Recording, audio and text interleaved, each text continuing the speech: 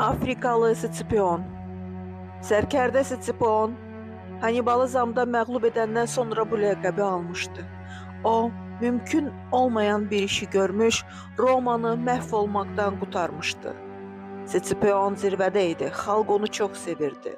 Lakin sonra senatda onu sevməyənlər və varlı Romalılar onun arxasınca intriqalar hörməyə başladılar. Onu müharibə qənimətlərini mənimsəmədə günahlandırdılar. Bizim eradan əvvəl 1807-ci ildə senata çağırdılar. Scipion onları xatırlatdı ki, o Romanın müstəqilliyini xilas edib və göstərdiyi xidmətlər danılmazdı.